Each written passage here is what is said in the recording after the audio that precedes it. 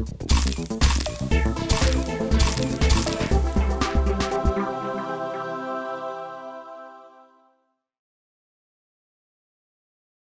going to, well, the class is about this camera. So if you could fetch out the camera that you have with you and any lenses that you brought with you today, so we can figure out what lens that we need to use today for the class. Oh, and the sun is shining. Hopefully also at lunchtime. So great.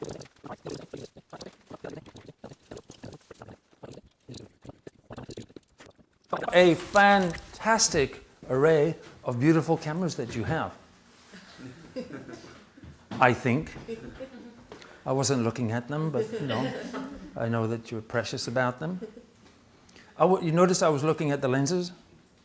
Not the cameras don't matter. I was looking at the lenses. Photography is about lens. And it doesn't matter how you've been marketed to, the camera these days don't make any difference. They just don't. So it's the lens that's important. And if we were going to buy new equipment from scratch, I know it's too late, right? It's too late. But just for education purposes, if we were going to buy from scratch right now, we were going to buy some equipment, we don't have any, what do you think might be the first question that I should ask myself before I spend hard-earned cash? What are you going to do with it? Exactly. What am I going to photograph? Because not asking that question could get very expensive. What am I going to photograph? Second question, what is the ideal lens for that subject matter? And then only third, what is the cheapest camera that I can get that'll hold that lens? We're going to compare all of the cameras in the room to all of the cameras in the room, and we'll compare it to this $5,000 camera, which obviously is very different because look at the size of those buttons. Huge. And it's very heavy. So that's what you get for $5,000. You know that it doesn't make any difference to the quality of the picture, right? What if I gave you this for a week? Would that change the quality of your images? That would be a ridiculous idea. Of course not. Doesn't make any difference. But yeah, but you'll get stronger. We'll compare it to a film camera. It doesn't have the D in it, so it must be different. We compare it to a couple of these monsters here. That fits on there. I mean, really, is that a camera? It doesn't look anything alike, right? But it comes into pieces so that we can check out what actually goes on inside a camera. So that's very useful. But we'll see if it's any different at all from your cameras. So you ready to learn all about your camera? Mm-hmm. And other than those two people, is everybody else ready to learn all about their camera? No, I came here to sleep, right? Just out of curiosity, what do you think about this new lenses that they brought for iPhones? The one you can attach to it. The truth is, I never think about lenses that are on iPhones.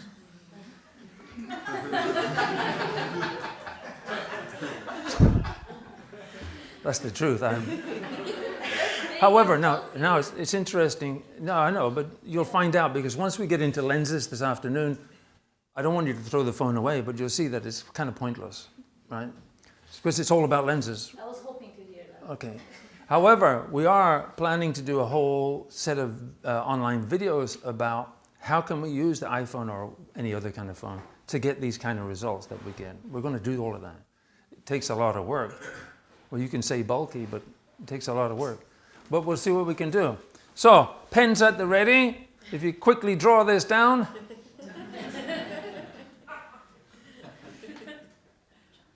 Time up. All right, so this is basically the inside of the camera.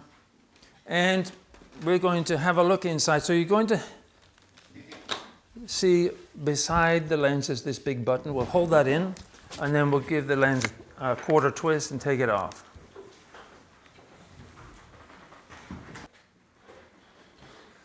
And then we want to put it down like this. Not like this, but like this. Okay?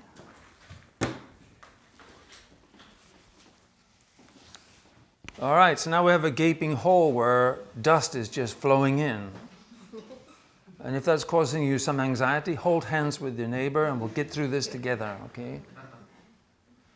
So what is the first thing that you see there? Right in that hole? A mirror, okay? A mirror. And this mirror flips up and down every time that we take a photograph. So you can put your finger on it gently, you can flip it up, let it go. It does that thousands of times, right? Go ahead. Now you've broken the camera and invalidated the warranty.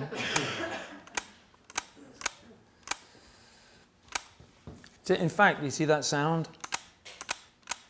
That's part of the sound that the camera makes when you take the picture, that click, click, click sound, which they've discovered is so emotionally rewarding that they recorded it and it plays back on your iPhone when you're taking a photograph to give you that belt of satisfaction.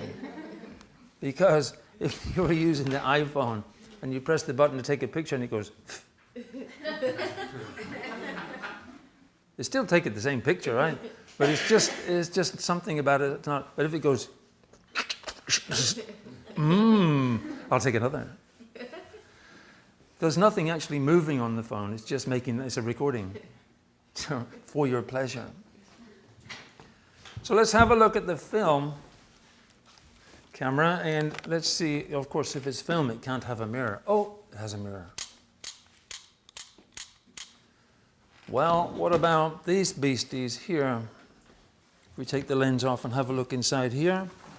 And yeah, a giant mirror, see? Now that's a sound.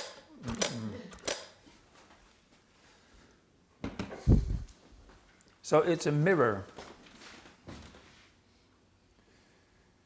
And of course, light, when it hits the mirror, is going to bounce up. Up onto what? What is it that you see above the mirror if you have a look up? Opaque glass. Piece of glass, right? It's a piece of glass. Everybody see that? That's exactly what it is. Piece of glass. We have one here. We have two, actually. And you'll see, because it comes off, we can see it. This is much bigger, but still, same thing. You see that it's shiny on one side and it's ground glass on the other. And the reason for that is this is what you look at to see if the image is in focus. It's a focusing screen. You look at this to see if the subject is actually sharp. And if it was just glass, like a window, then the light would just pass straight through, we wouldn't see anything. So the ground glass is like a projector screen where the image forms, so then we can see it from the other side. See if it's sharp. You can have a look around. Or pass that around, I mean. So it's a focusing screen. It's what you look at every time you're going to take a photograph to see, is the image sharp? Go ahead and look as if you're going to take a photograph of me and you'll see the screen. Go ahead. Go ahead, pick up your camera. Pretend to take a photograph of me. You don't have to actually press the thing, right? Just look, you see the screen? There's the screen. And you see something, not like this, but you see something with marks, lines, dots, right? So light hits the mirror, and then, you can see this, okay? Yeah. Hits the mirror, shoots up onto this screen. Remember, so your lens, if you look at it, is just a tube. It's just a tube, right? It's just a hole. So with glass in it. So light coming through this hole is going to end up down here. And light coming from down here is going to end up there, upside down. Also sideways, light here will end up over there, light over there will end up over here. So also around the wrong way, sideways and upside down. Because it's a mirror, when it comes in upside down, it bounces the right way up. So here, it ends up the right way up, so we're okay. But that doesn't change the wrong way roundiness. It's still the wrong way round. So when it gets to here, we have a problem that we have to fix. Otherwise, everything would be the wrong way round sideways. We can see that on this camera because we can actually interrupt the process. And we can see the screen without anything above it. So I'm going to pass this around so you can play with it. Now it's heavy. Careful. And there's only one way to look at it. We have to look straight down, as if it's your phone screen. Don't look through it. Look straight at it. Like this. It doesn't work here or here. You have to look straight down. And then when you look straight down, because there's lights here, you can shade it like this. And then you can see it better. So move it anywhere around the room you like until you can see something. It doesn't have to be in focus or just as long as you can see something. And then the two things. Number one, move it up and down, and you'll see that that works nicely. It doesn't need to be fixed. Then move it sideways. Ooh, no. We need to fix that, or we'll get seasick. Okay, you can also play, it happens to be bellows focusing. See that? Bellows. Very cool. All right, have a go with that, which is heavy.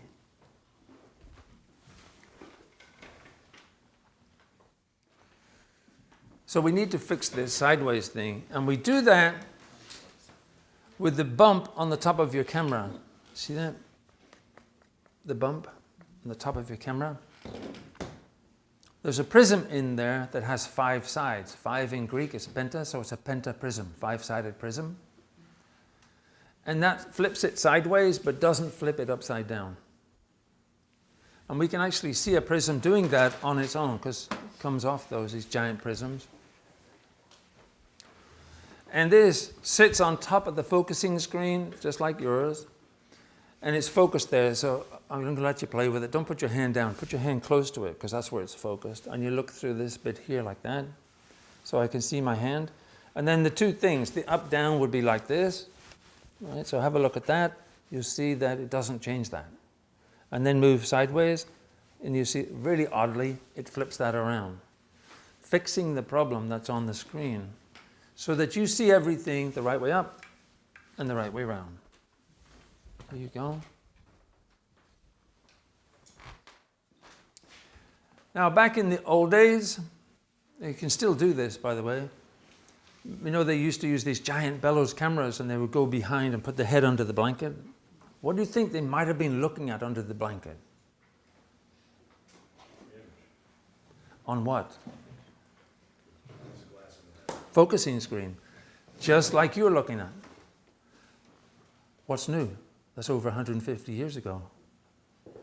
What's changed? Pardon? That's right. We're flipping it so that it comes the right way around. They had to look at it upside down and back to front. That was part of the skill of being a photographer back then. You just had to be able to see that. So when they were taking a portrait of the family, they go, okay, hold it right there, and they go behind, and everything's upside down and back to front. They'd have to do this thing in their brain. Because they have to go, Dad, I think you're a bit far out there. So Dad, could you move a bit? No, can you? I mean, can you imagine? That was the game. We don't have to even think about that. It's all handled in camera for us.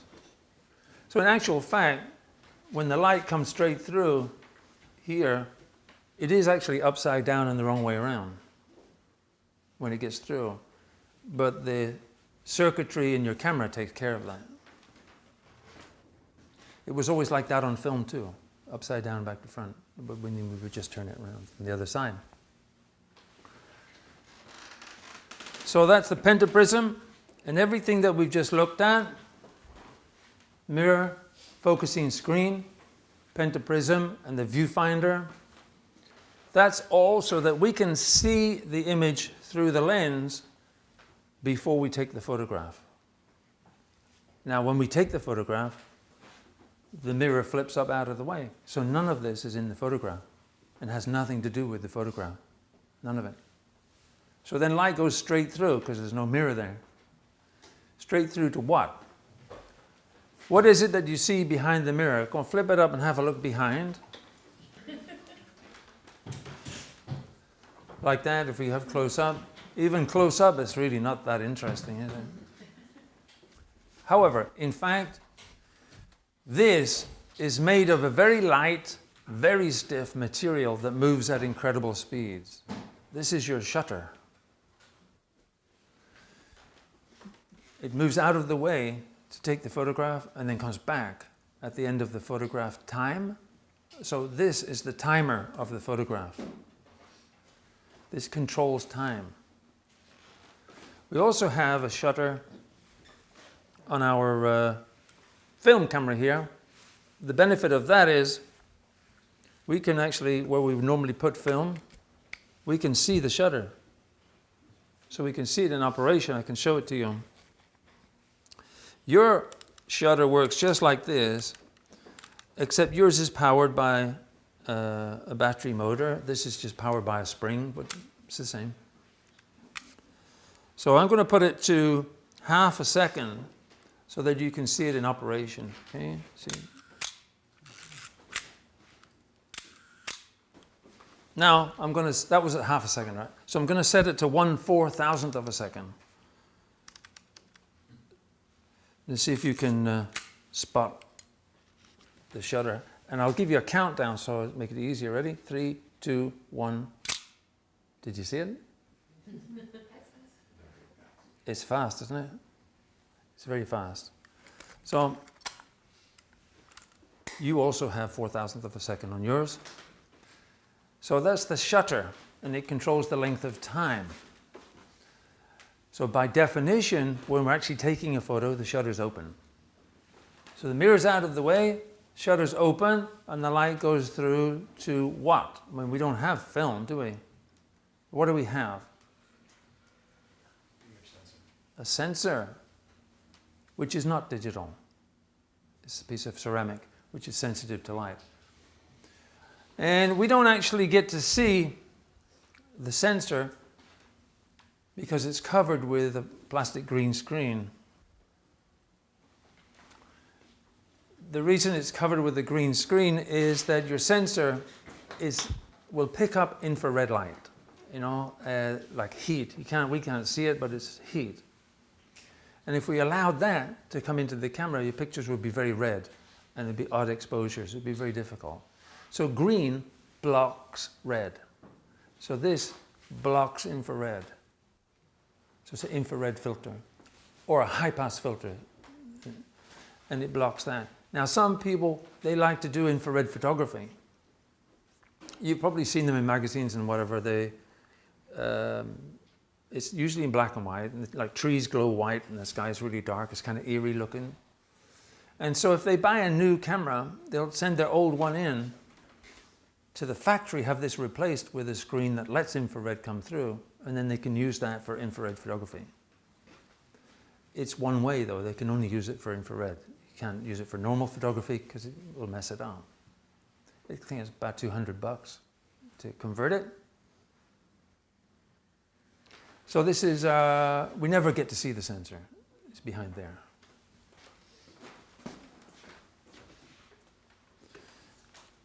The whole thing that we just looked at,